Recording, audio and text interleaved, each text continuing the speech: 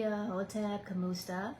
Welcome to the Mind of Ro page. I am Oba Draguna, also known as Reina das Caveras. I am the Queen of Skulls. So, I haven't made a video in a while. I'm going to get back in the flow of things, of making live videos. So today I'm going to make a live on healing from domestic violence. So I mentioned in a few of my videos that I have dealt with domestic violence. I have been abused by more than one ex in my life. So due to the fact that I was raised by an abusive mother growing up. So leading this video, I would like to start with, a lot of times people tend to be attracted to abusive partners due to the fact that how their mother or father has raised them, or some kind of parental figure has raised them. So don't give yourself such a hard time, and don't give other people such a hard time, especially if they're being abused. Adding to the abuse or shaming somebody that's already being constantly shamed and abused isn't gonna help the situation. So it's best if you're watching this to understand why people might be attracted to abusive partners, or why they're habitually stuck in relationships like that. Whether it's you or whether you're watching somebody else do it. So it's always going to be mindful of yourself on why you would be attracted to somebody who abuses you, or why one of your loved ones might habitually be attracted to people who abuse them. So I'm not saying it's okay or anything, but it's good to be aware of why it happens in the first place. So my last video I made was on red flags. The person that you just met will have a high chance of abusing you in the future if you end up being in a relationship with them. So that video actually goes along with this video. So if you're out in the dating field and if you habitually end up getting stuck with abusive partners, please go ahead and check that video out. It's always going to be way better for you to know what to look out for prior to the relationship, instead of getting stuck in the relationship and then being abused and having to escape from it. So please go ahead and check my last video out that is made. This is more in regards to dating and romantic relationships or sexual relationships. Obviously, these signs these steps I'm gonna name here in a minute are gonna be good for recovering from abuse in general, but this is more kind of pointed towards romantic situationships. That's what you want to call it. So before we get started, don't forget to subscribe to my YouTube channel at Mind of Ro. I also have a TikTok and an Instagram and a Twitter at Mind of Ro, and I also have a Facebook business page at The Mind of Ro. I also do readings and healing and protection work as well.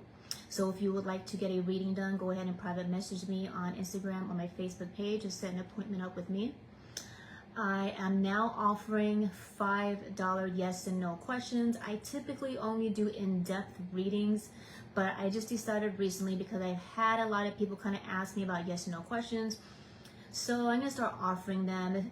So if you're looking for something that's just a yes and no straight answer, not like in-depth reading, if you want to do something a little more cheaper, I'm now offering that. So go ahead and just hit me up and let me know if you just want to know some basic yes and no questions about a situation that you're in. I also have a new clothing line, guys, so if you would like to go check it out, I'm still working on it. I literally just started it, so hang in there. I'm gonna add more stuff, probably even get rid of some of the stuff. I'm still working with it a little bit. Go ahead and check out my clothing line. I will add the link below once I'm done with this video.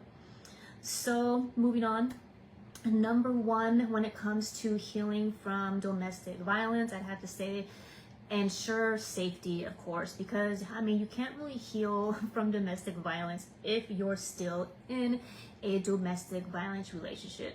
So I've had plenty of women hit me up and say they want to stay in the relationship because they feel like they want to learn from it, but they'll come to me and ask me on what they should do in regards to dealing with a violent partner. And what's crazy is, a lot of people, for some reason, feel like it's some kind of spiritual lesson, which it is, but you can't heal while you're in an abusive relationship. So I'm gonna let you know now, it's kind of wishful thinking, and it's kind of flawed thinking to actually believe that you could be healed in the middle of the relationship. If the relationship is abusive and it's been happening over and over and over again, you need to escape the relationship, and you need to leave it before you're going to be able to have the space and environment to heal from it. So please be real with yourself, and please be honest with yourself. And please ask yourself why you're convincing yourself that you could actually be healed in the middle of a toxic relationship, and who convinced you that. Obviously your abusive partner has convinced you that, or some kind of spiritual bypassing sense of denial, because you can't heal in any situation that is completely toxic for you. You need to be out of that environment, because the best way to heal is to be in a healing environment where you have the space and the ability and the people around you and the support to be able to heal. Therefore, starting this video out, number one is to ensure safety, your safetyness. So you definitely need to, number one, leave the situation that you're in. You need to know where to go, have a safe place that you could go. There are shelters for abusive people who are in abusive relationships. Look out for family, look out for friends, neighbors, is somewhere that you can escape to. It's good to just think about it. I know sometimes if you're in a domestic violence situation, they tend to stalk you, they tend to look at your phone and watch every little step that you do. So it's always good to just be mindful of your surroundings, and just know that if it comes to the time where you need to flee from the situation, you know exactly in your head where you could go and who you could trust to be able to go to. Be mindful of fear as well, because a lot of times abusive partners will fearmonger you and scare you into thinking like, oh, you can never leave, or you could never do this, or I'm going to do this to you, I'm going to do that to you. That's a way to control you, and they could threaten you all you want, but I'm going to let you know, let me remind you that it's against the law to hurt people and threaten people and all that kind of stuff. So your fear-mongering partner might be able to scare you out of leaving the situation and doing things, but remember, the law is much higher than your partner.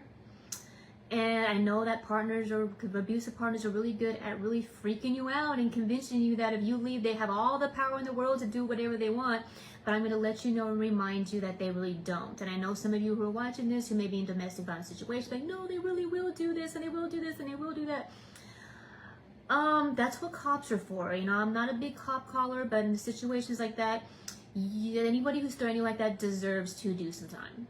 Sometimes we don't like to put people in jail, I understand. We don't want to be a cop caller or snitch or blah, blah, blah. The streets has convinced us this in our head. But if you're being constantly abused and controlled, I think there needs to be some kind of barrier or some kind of boundary where you need to be able to say enough is enough. So stop letting these abusers control you to the point you're mentally scared, you can't even leave, you can't even do whatever you want, or you can't even call the cops, or you can't even go to your neighbors, you're going to do something. That's how they stay controlling you.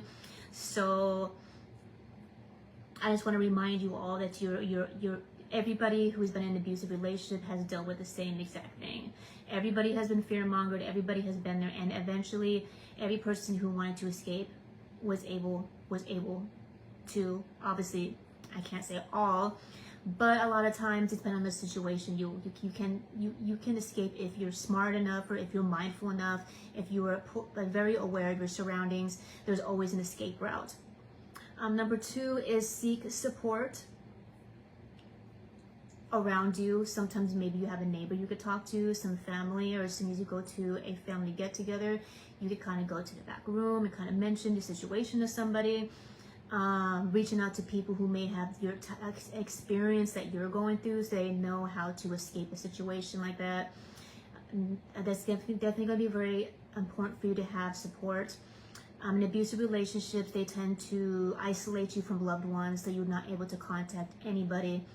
So, but remember, you always have neighbors, you always have co-workers, there's always somebody around. Unless you live in the middle of a desert with nobody around, there's always somebody around. Even a mailman, anybody can help you. And then when it comes to an emergency, if it's a very life-threatening emergency, please seek support and learn to know that it's safe to reach out for help, and stop allowing people to fearmonger you or to make you believe that you can't reach out, because that's how they're going to keep controlling you.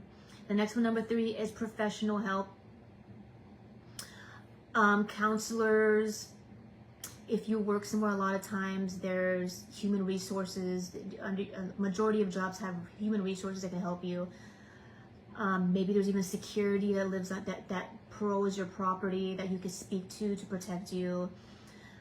Getting counseling or some kind of psychological help. Well, let's say you leave the situation, and I have to say the number one thing to definitely do would be getting professional help. Once you do leave the situation that you're in, Definitely talking to some kind of psychologist or someone who could help you mentally, to help you heal from the trauma, is definitely a number one step that you should take. Whether it's a spiritualist, whether it's a support group, whether it's just anybody that you can speak to and lean on for support, whether it's your mom, aunt, uncle, somebody that you know that can emotionally support you during in a time of crisis. This is going to be very important for you to know that you are not alone. You're not the only one to have be going through this, to stop blaming yourself. And I am also an occultist myself. So I do practice African traditional religion. So if you're watching this and you don't know what to do, I know that I needed this when I was in an abusive relationship. And if I was practicing what I'm practicing now, back then when I was going through abuse, I wouldn't have went through what I was going through. So I'm going to give everybody who's watching this a secret sentence that you could text me or message me. How much for your red apple figurine? How much for your red apple figurine? If you message me that, I know it's a safety word saying, hey, I need your help, I need your guidance, where me and the Ile could go to the Orishas and ask what the situation is, and ask if we have permission to protect you in whatever situation there is. The reason why I say that is because abusive people have their stuff monitored. Abusive partners tend to monitor messages, texts, calls, emails, laptop, tablets, and stuff like that.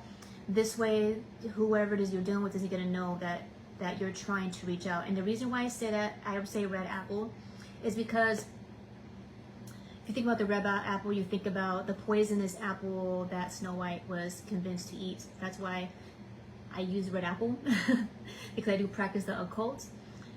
And also because it looks like you're trying to just buy something online. It's very innocent. No one's going to think anything of it. It's not going to sound funny, like just randomly messaging somebody something funny or awkward. They can still look at it and question, oh, would you do that? If you message me that, how much for your red apple figurine, obviously it just looks like you're just trying to buy something, and it's not going to like make that person wonder what you're doing, if you know what I'm saying. So that being said, if you need help, if you need some protection from myself, from my Ile, we could do some work to protect you from behind the scenes. If you just message me that, I know who's messaging me. I can literally just go to my Orishas and ask what the situation is, and we know what to do with it.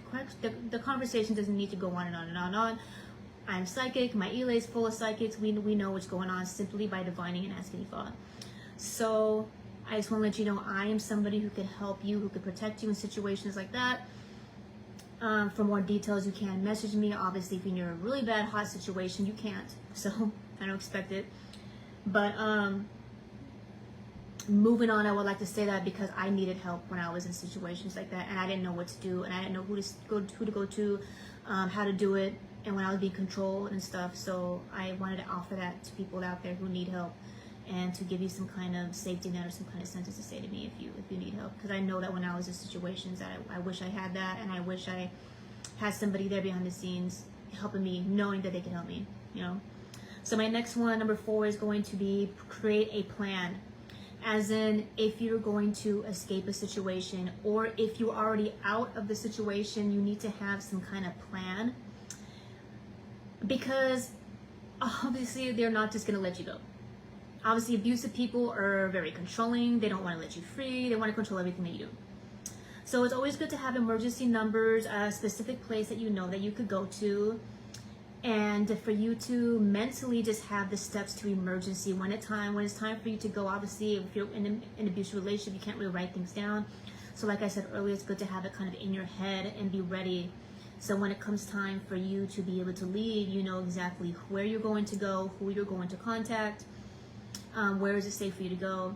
And also, let's say if you've already left, you need to have a plan as well, because if you don't have a plan, that's how they control you. They're like, oh, you don't have a plan, you don't have a job, you don't have anywhere to go, you just be wandering the streets by yourself. It's going to be easy for them to come and get you and take you back home to them, because you don't have a plan or don't know where else to go. So you end up actually being stuck with a person out of desperation and fear of not knowing where to go, not knowing who to go to. And they're sadly to say they can be your only safety net. So it's always good to create a very safe plan for yourself. Know where you're gonna go, know who you could contact, so when you do escape the situation, you know exactly what to do. So if the person comes back around and tries to take you back to the situation you're in, you know who to run to, who to speak to, and where to stay, so that situation doesn't pull you back again. And next one, number 5, is you gotta learn how to set boundaries. You know, to learn how to set them and stick with them. So the issues with abusive partners are they scare you into thinking you can't set boundaries. They also fearmonger you into thinking that if you set boundaries, they're going to abuse you more. They're also good at shaming you and playing and making you feel guilty and making you feel bad for setting boundaries. So please be mindful of that. When you know what something is not good for you, you know what is not good for you. Being slapped around is pretty obviously not good for you. So obviously if someone tells you, oh, I just did it because I just had a moment of anger, or I just did it because you talked back to me, or because you did something, stop allowing these abusers to convince you that their toxic abusive behavior is okay for them to treat you that way, because that's what's going to happen when you set boundaries with an abuser. They're going to guilt trip you. They're going to shame you into thinking like you're wrong and you should be ashamed of ever standing up against that person, or ever calling them out on their shit, or calling them out on their ways. How dare you, how dare you, how dare you. So please be mindful that these situations are going to pop up when you finally decide to set some boundaries in your life, and learn to stick to them, because the situation is they're very manipulative. So those of you who know people who are in abusive relationships wonder like why do they keep staying in them. Because they're very manipulative. It's not just abuse. They have very sweet words. They can be very romantic one minute and then violent the next minute. They're very confusing. They're tricksters. They can trick somebody into thinking they're going to change, so that they'll actually change for a month or two just to hold on to the person, make that person fall back in love with them, make them think about all the wonderful, great things that they could have, or that they do have, and then boom, fall back into the habit of abuse again. And as soon as you try to leave them again, what do? Try to love bomb you and send you all kinds of flowers, say all types of sweet things, change for a little bit, and as soon as they catch you, what do? Go back to abuse again. So stop wishing and hoping for that good version of themselves to stay. They're not going to stay that way, and that's how they keep you. That's how abusive people actually keep you, is by tricking you, convincing you, showing this other part of their self that's all perfect and sweet and romantic and humble, and then boom, they're back to abusing again. Perfectly sweet and humble people don't abuse people ever. It's not like they just had a bad day. No. Humble, sweet people don't have bad days where they just now and then just abuse their partner. It doesn't work that way, okay? So stop allowing these abusers to convince you that they're just having a bad day. Or they're actually a really good, humble, nice, sweet person, but maybe they might slip up when they drink. No. Abusive person is an abusive person. I don't care if they abuse you once a year, once a month, once every 2 weeks. Abuse is abuse, okay? So we have to stop giving them passes and be like, oh, well, they've been nice to me for a whole week, so it's okay. If they just abuse me once a week, it's okay. No, it's not okay. So can we be mindful of that? Can we please be mindful of somebody who's not consistent? Abusers are very inconsistent, and their inconsistency will convince you that you cannot set boundaries. When it comes to boundaries, that's the game that they play. They act like your boundaries are the issue, and they're not the issue. They act like you're the one who's guilty, and they're not the one who's guilty. They're the ones who point at you and say you're the one who should be ashamed of setting boundaries, not them, because you're the one who's not being understanding. That's backwards, okay? Stop letting them convince you that, because I'm going to let you know right now, if you're in an abusive relationship and you want to get away and you want to stay away, as soon as you start setting boundaries, they're going to play these games with you, and it's a bunch of manipulation techniques, and it's bull. So my next one is going to be, once you escape from that relationship, practice self-care. I kind of let you know, if you're in an abusive relationship, trying to practice self-care is going to be very slim to none and very hard to do.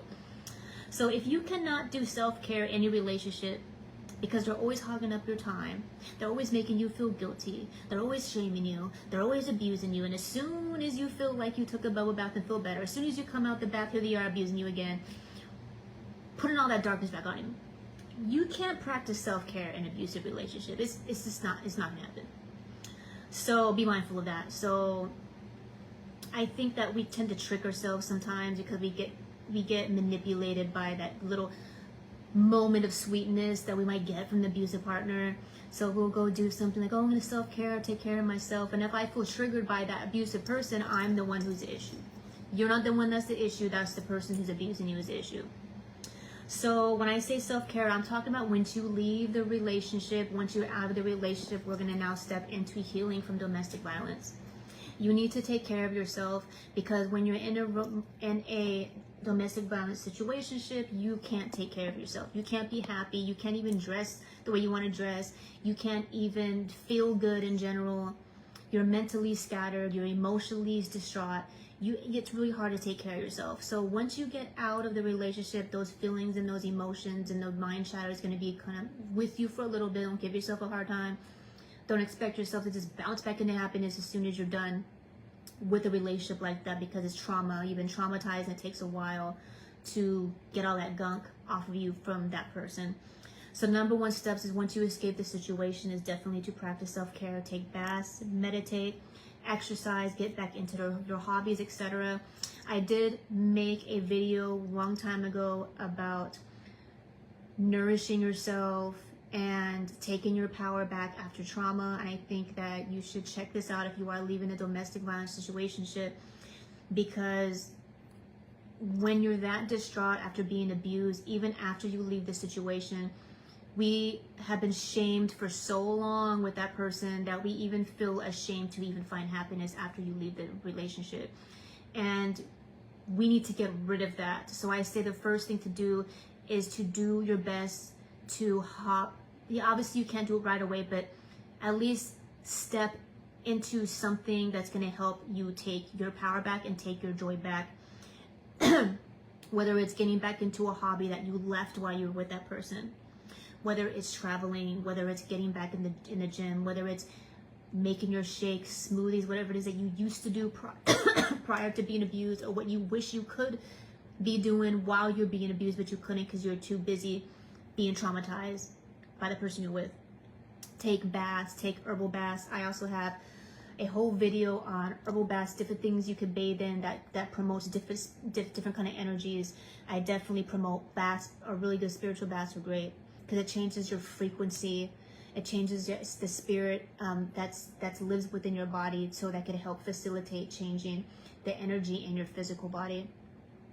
Meditating to help calm your mind.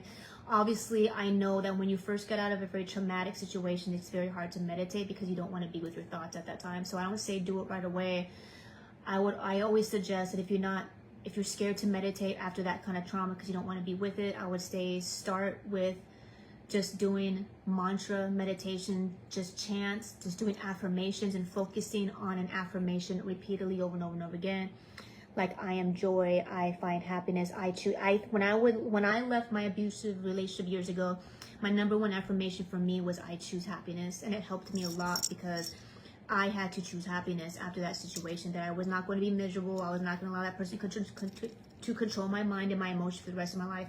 So that's definitely an affirmation that helped me, was I choose happiness.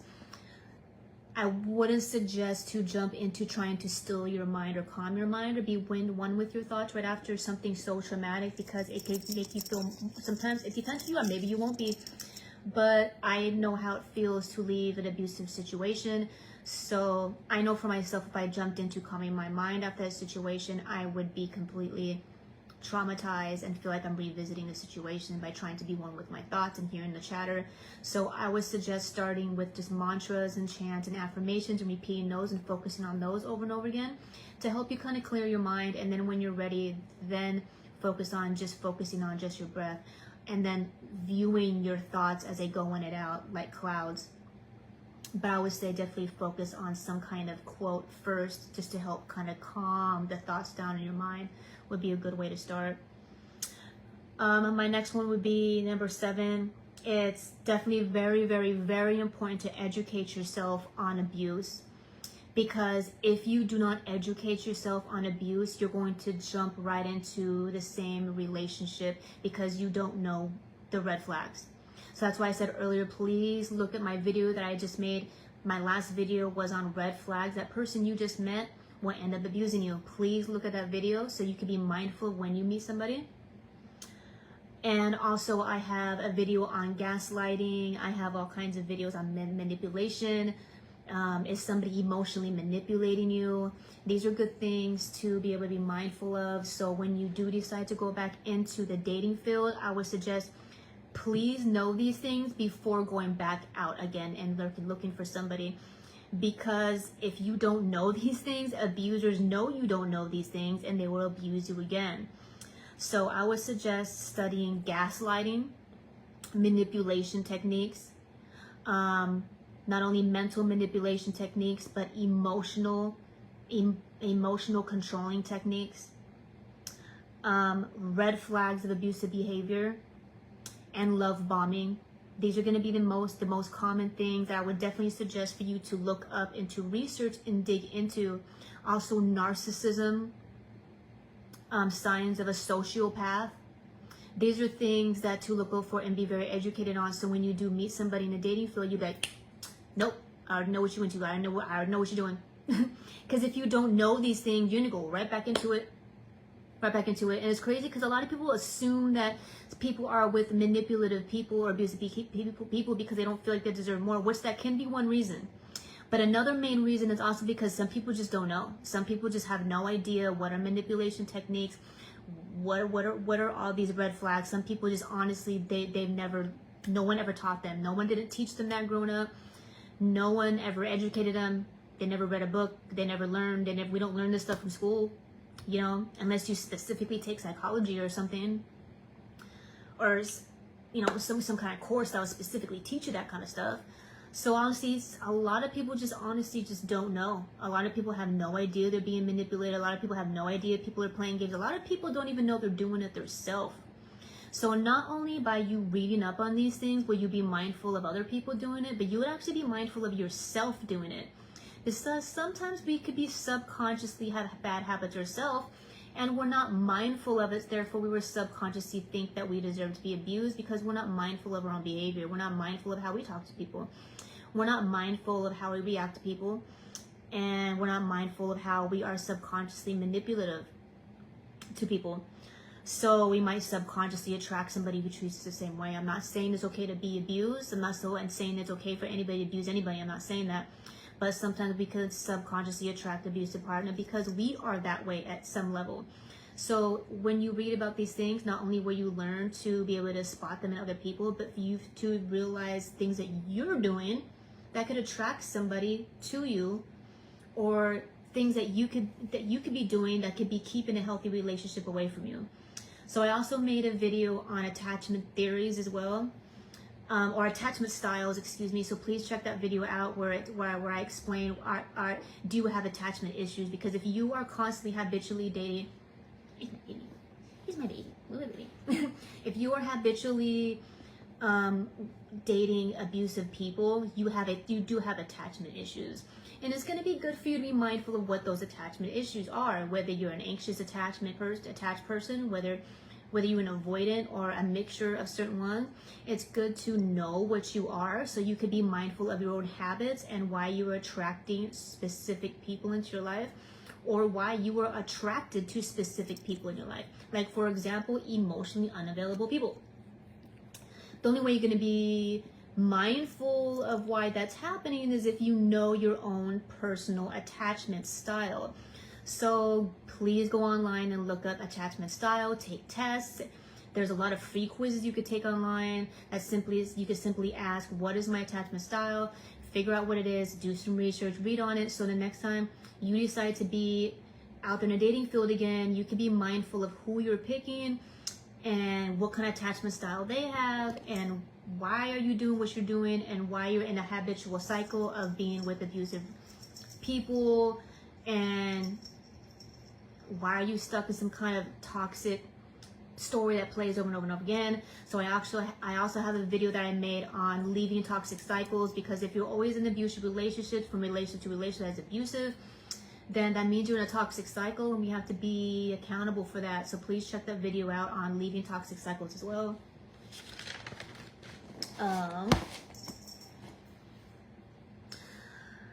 Once you leave an abusive relationship, a lot of times people get stuck in abusive relationships, especially long-term ones, is due to codependency. which means you feel like you need to be with that person. You have to have that person with you for whatever reason that you thought of in your head. So next step is definitely rebuilding your own independence and getting rid of that codependent personality within yourself, which means it's time for you to get on your career path, go back to school, get educated, have some financial planning, or talk to somebody that can help you have financial planning, and learning how to be independent and learning how to take care of yourself and just be on your own kind of road. So whenever you meet somebody, you don't feel like you need them. You're in a place where like you want somebody in your life because you want them, not because you need them. When if you feel like you need somebody to take care of you, you need that you're only out there dating because you need somebody to pay your bills, or do things for you. That's called codependency, and then you're pretty much like an easy target to be stuck in an abusive relationship, because a lot of abusive people take advantage of that. If you're not able to take care of yourself, abusive people will take advantage of that. Abusive people love it when people can't take care of themselves, because they'll hold it over your head and make you feel guilty and shameful if they're paying your bills, they're doing things for you.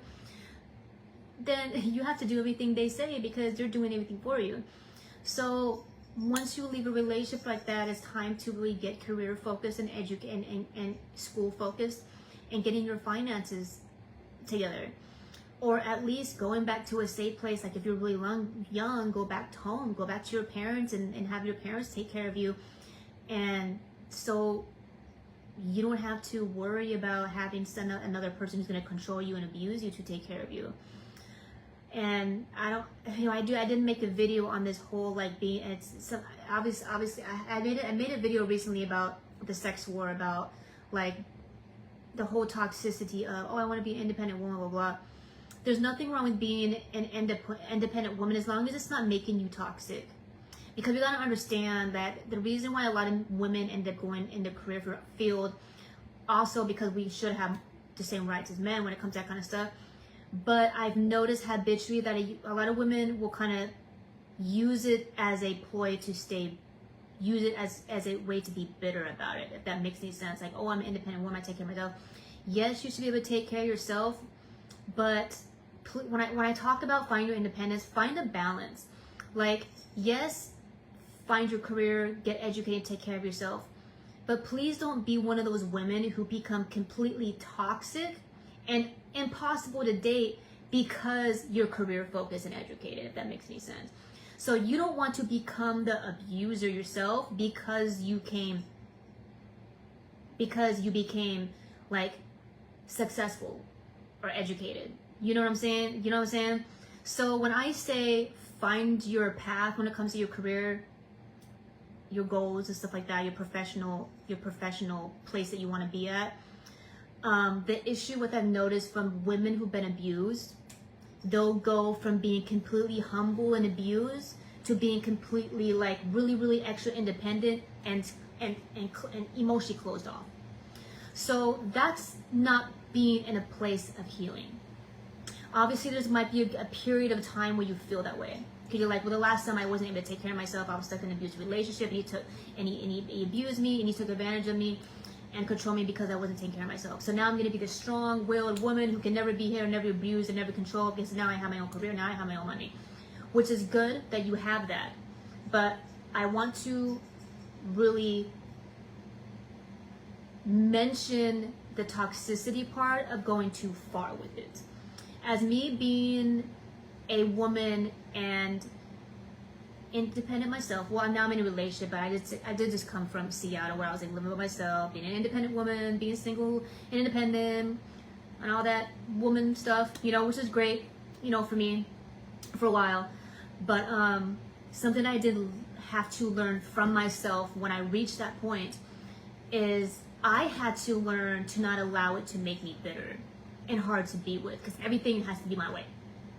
So that was my journey when I left an abusive domestic situation to living alone, doing my own thing, and me learning from that time of alone time of taking care of myself, you know, financially, and finding myself in that space, in that independent, strong woman space, of how being too big-headed about that due to the trauma of being abused can actually push away a healthy relationship. So when I say rebuild your independence, please be mindful of that. Because I've been there, I get it. I have been that woman where everything have to be my way, and I was so stubborn they can't even like put the toothpaste cap on without me feeling like, this is why I'm alone. You know, we don't, if you're behaving that way once you find your career path, you're not healed. You could convince yourself that you're better because you're not being abused and controlled by somebody, but if you're doing it in a very emotionally closed off way to where you're closing your heart off to accepting love, or you're too fearful of love, and that you lean all your codependent habits into just your career and education and money, to the point to where you're completely closed off to love and family, you are not healed. You have just went from one extreme end to another extreme end. And I really want to say that because I'm a woman and I've been abused and I've been through that phase, independent, angry woman phase, due to being abused by men. So I'm saying that from personal experience, and because I'm observing it in society these days to where it's causing men and women to hate each other. So yes, we should be able to take care of ourselves as women, but not to the point to where we're impossible to be with because we want everything to be our way. Everything can't be your way.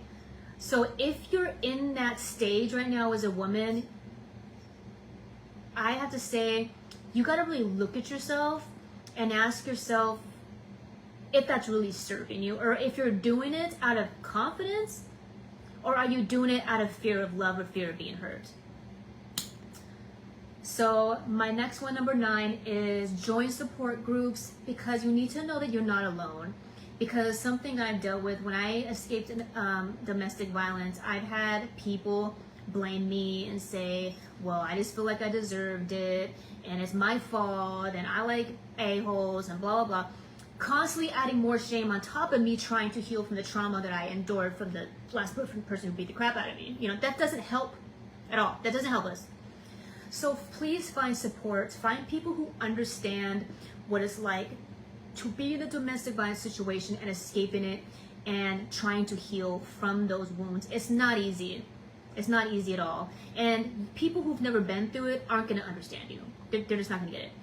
So it is good. And people who are in abusive relationships and they're still in it and don't want to leave it, and you are out of it and trying to heal from it, that's not your support group.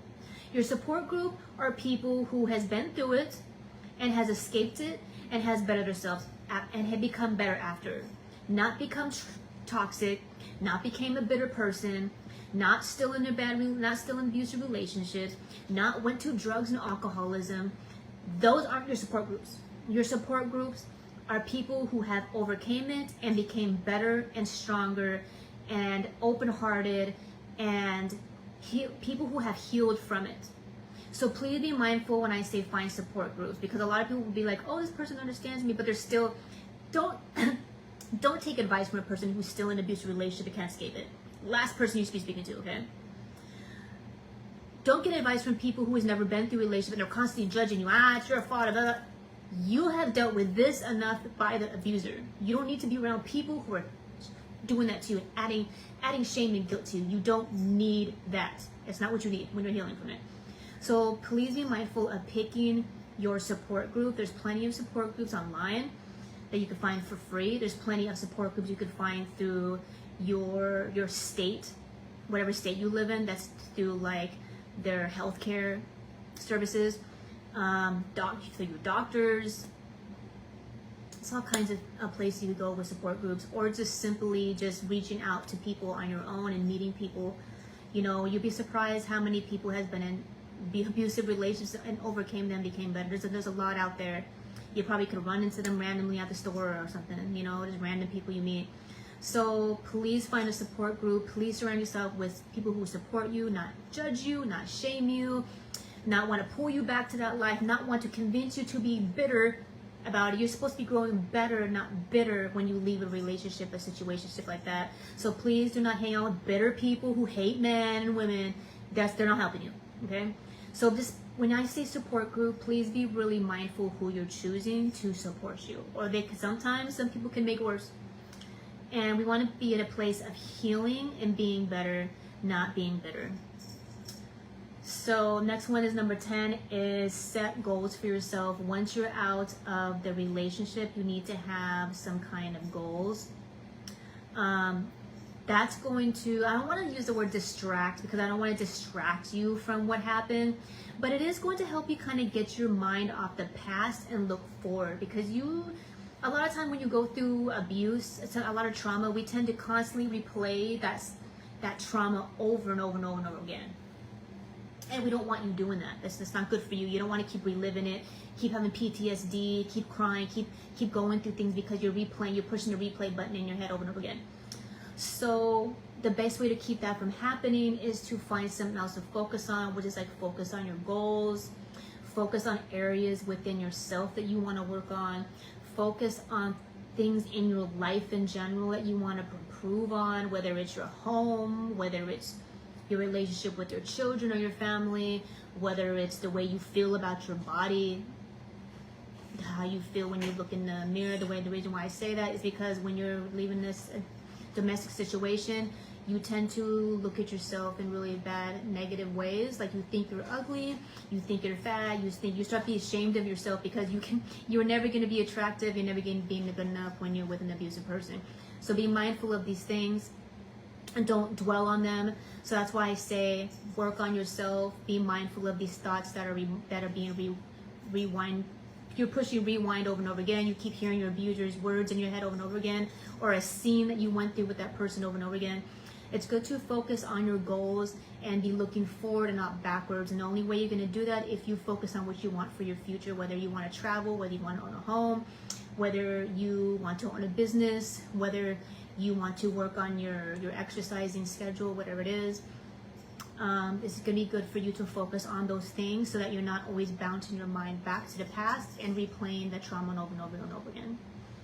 Number 11 is be mindful of your shame and guilt and triggers, because that's the biggest thing that happens once you leave a domestic violence situationship, is you're going to be very triggery.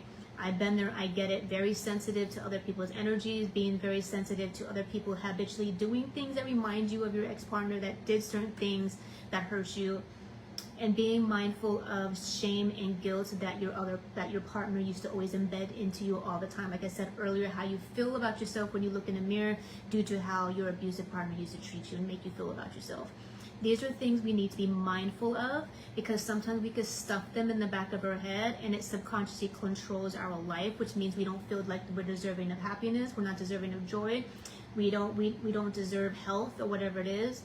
And you do deserve health and happiness. That is literally your birthright, is to be happy and to live a life full of joy. That is your birthright to have that, and you need to admit that or say that to yourself. Like I said earlier, the best affirmation is I choose happiness. So choose happiness.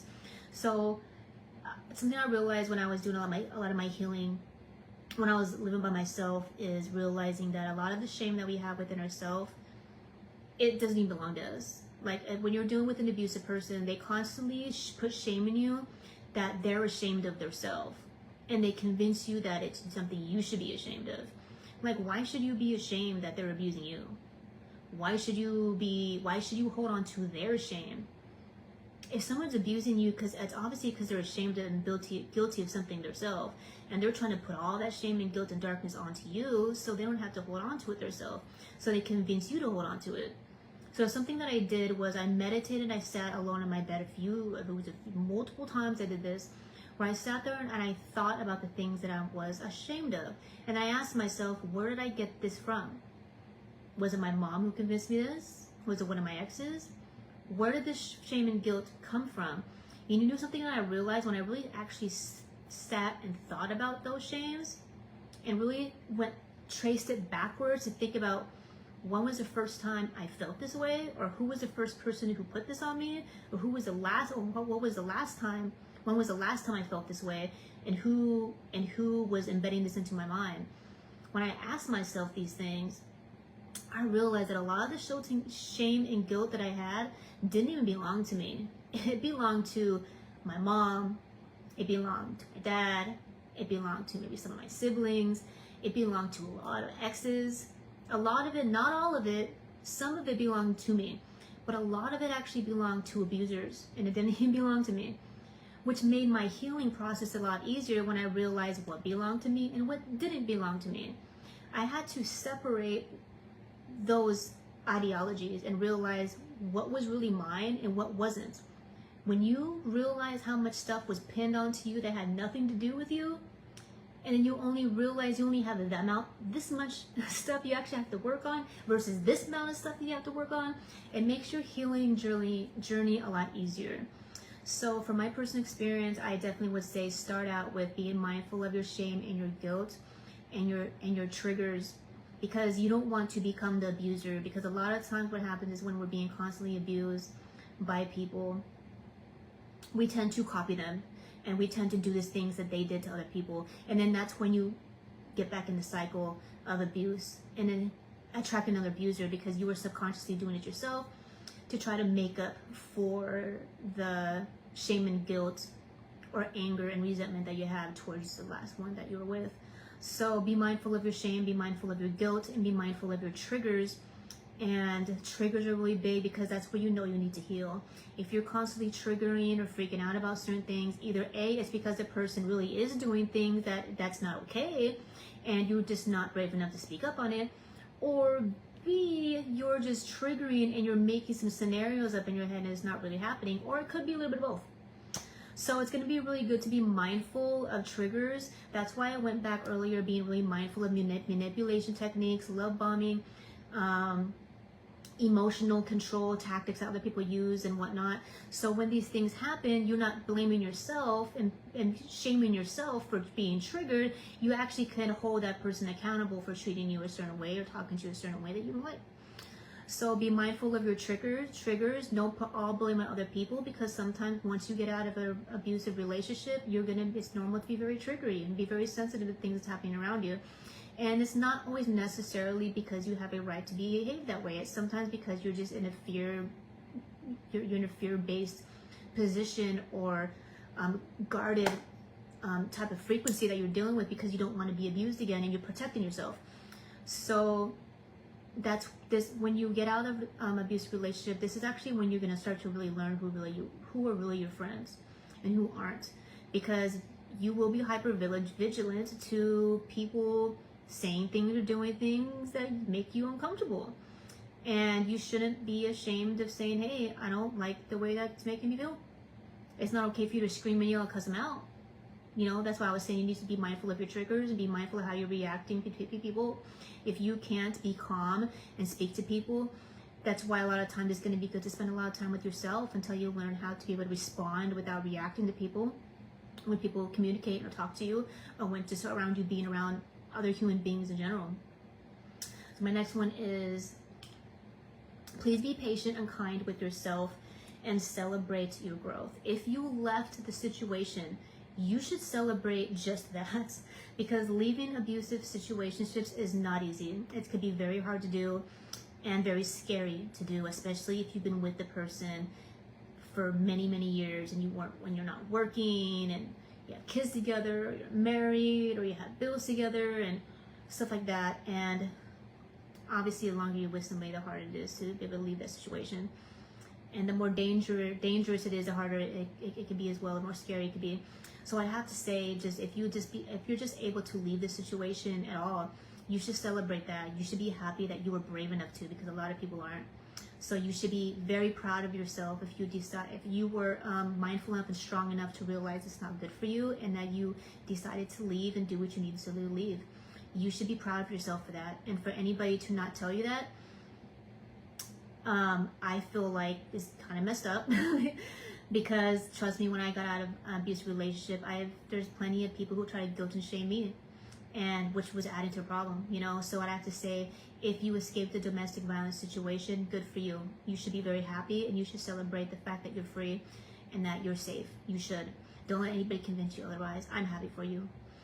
So be patient with yourself, because obviously once you get out, you're not going to heal overnight. Trauma, especially the more abusive the situation was, it takes a while to heal. So don't be hard on yourself. You are a human being, and only a human can only take so much. You know, so don't be hard on yourself. It's very normal for your brain or your emotions to respond the way a human responds to pain and trauma and abuse. You are supposed to be sad and feeling traumatized right afterwards.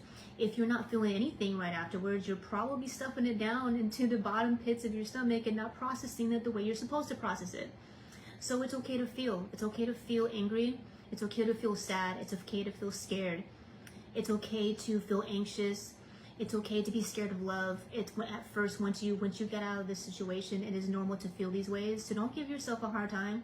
Anybody who's going to make you feel bad for feeling that way doesn't know what they're talking about.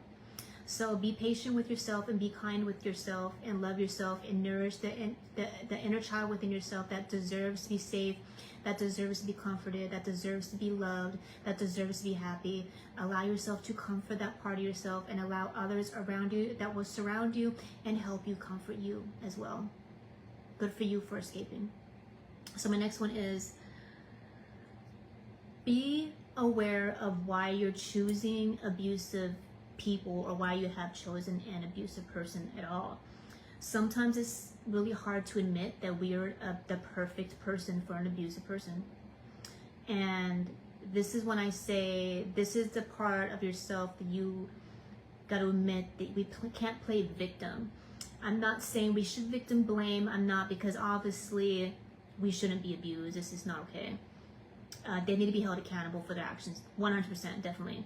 But we also have to own up to the fact that it takes two, that we chose that person. We chose to ignore all the red flags. We chose to fall in love with the person that beat us. We chose to kiss the lips that lied to us. We chose to sleep with the person that cheated on us. You know, so if you're doing these things, there needs to be some type of, there needs to be ownership of it. Because that's going to be a major step in healing, is taking ownership. Because if you play victim, say it's never your fault, then you're just going to go end up being with another person where it's still never going to be your fault and it's always their fault. So we need to take ownership. If you're choosing abusive people, whether they're emotionally, mentally, or physically, or spiritually abusing you in any type of way, then you need to take ownership of it, on why you are staying with somebody like that, and why you're choosing somebody like that, and why you're attracted to somebody like that in the first place. I'm not saying to beat yourself up, because like I said earlier, just, you know, be nice to yourself and be gentle with yourself. But what I'm saying is just be mindful of your choices. Is it because you had an abusive parent? So you're looking for approval by your parent, by loving people who remind you of your parent? Are you doing it because maybe you treated somebody badly in the past, so you're trying to make up for it and attract some kind of karma that you feel like you subconsciously deserve? Why did you do it? You know, do you feel like you don't deserve to have like a really gentle, sweet, nice partner, so you subconsciously attract very aggressive, mean partners? What is it? Do you get bored easily with calmness and peace, so you attract people who bring chaos and annoyances in your life? Take ownership of it. Be mindful of your own actions and your participation in a relationship, because it wasn't just that person that was in a relationship. You were in that relationship too. So how did you participate in the relationship, and how did you attract that relationship? And why were you the perfect partner for that person? And why did you stay in it for as long as you did? You gotta own up to that. And that's one of the most hardest things, is to really own up to yourself on why you were there, present, and chose to experience that experience, human experience or soulful experience in this life for whatever reason. Why did you choose that? So that's all the steps that I have today. My next video is going to be on jealousy. No, it's not dealing with other jealous people. I already made a video on that. I already made a video on it, dealing with haters and jealous people, their jealous eye. But this video is going to be on dealing with your own jealousy. Why do you get jealous of people? So, and is it really jealousy, or is it something else? And you're convincing yourself that it's jealousy within yourself. So I'm going to make a whole video on the concept of jealousy and how to deal with it within yourself. So don't forget to subscribe to my YouTube channel at Mind of Ro, and don't forget to message me on Instagram or on my Facebook for a reading if you would like to get a reading done, an in-depth reading. If you're in a situation like this, I would definitely be open to doing a reading for you and do some protection work for you one-on-one as well. I hope everyone is having a safe day, safe night, safe life. Ujasaneb, namaste, odabo, peace.